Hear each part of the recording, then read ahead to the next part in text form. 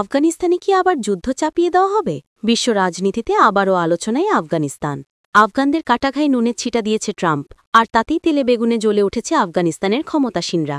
Bagram সামরিক ঘাঁটি একসময় ছিল মার্কিন নেতৃত্বাধীন যুদ্ধের মূল কেন্দ্র, যেখান থেকে তালেবানদের বিরুদ্ধে অভিযান চালাত মার্কিন বাহিনী। এখন আবার এই ঘাঁটি ঘিরে শুরু হয়েছে নতুন রাজনৈতিক টানাপড়েন। ঘটনার শুরু মার্কিন প্রেসিডেন্ট ডোনাল্ড ট্রাম্পকে ঘিরে। সম্প্রতি তিনি ঘোষণা দিয়েছেন আফগানিস্তানকে অবশ্যই বাগরাম বিমান ঘাঁটি ফিরিয়ে দিতে হবে, না দিলে খারাপ কিছু ঘটবে। ট্রাম্প সরাসরি কী ধরনের শাস্তি দেবেন তা বলেননি, তবে হুমকিটা যথেষ্ট স্পষ্ট।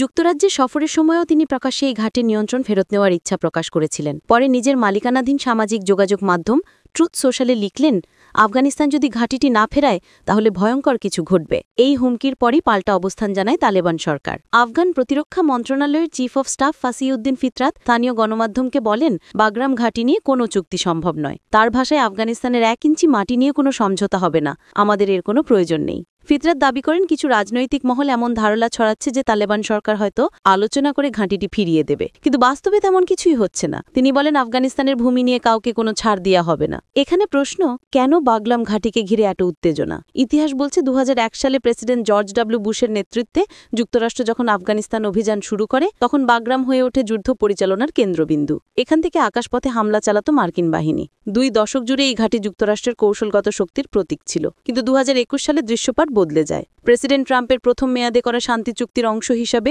মার্কিন ও নেটো সেনারা হঠাৎ করেই বাগরাম ত্যাগ করে। সেই প্রস্থান ছিল অগোছালো। কয়েক সপ্তাহের মধ্যেই আফগান সেনাবাহিনী ভেঙে পড়ে, আর তালেবানরা দ্রুত আবার দখল নেয় কাবুল সহ পুরো দেশে। তখন থেকেই বাগরাম তালেবানদের হাতে। এখন ট্রাম্পের নতুন দাবি যেন আবার পুরনো ক্ষতচিহ্নকে উস্কে দিল। আফগানিস্তানের জন্য বাগরাম শুধু একটি ঘাঁটি নয়, এটি জাতীয় সার্বভৌমত্বের প্রতীক। তালেবান সরকারের অবস্থানও স্পষ্ট, যত হুমকি আসুক এই ঘাঁটি ফেরত দেয়া হবে না। তবে আন্তর্জাতিক মহল মনে করছে, এই উত্তেজনা কেবল আফগানিস্তান বা যুক্তরাষ্ট্রের মধ্যেই সীমাবদ্ধ থাকবে না। বাগরামের অবস্থান কৌশলগতভাবে অত্যন্ত গুরুত্বপূর্ণ। এটি মধ্য এশিয়া ও দক্ষিণ এশিয়ার সংযোগস্থলে অবস্থিত। ফলে এই ইস্যুতে চীন, রাশিয়া বা পাকিস্তানের মতো শক্তিশালী দেশগুলোরও দৃষ্টি আছে। রাজনৈতিক বিশ্লেষকরা বলছেন, ট্রাম্পের বক্তব্য হয়তো যুক্তরাষ্ট্রের ভেতরের রাজনৈতিক পরিস্থিতির সঙ্গেও যুক্ত।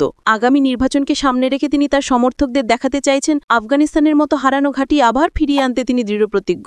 অন্যদিকে তালিবানরা চাইছে নিজেদের জনগণের সামনে শক্ত অবস্থান তুলে ধরতে, যাতে কেউ মনে না করে যে তারা বিদেশি চাপের কাছে নতি স্বীকার করছে। সব মিলিয়ে বাগরাম ঘাটে আবার পরিণত হল ক্ষমতার দ্বন্দ্বের প্রতীকে। একদিকে হুমকি দিচ্ছেন ট্রাম্প, অন্যদিকে অটল অবস্থান নিয়েছে তালেবান সরকার।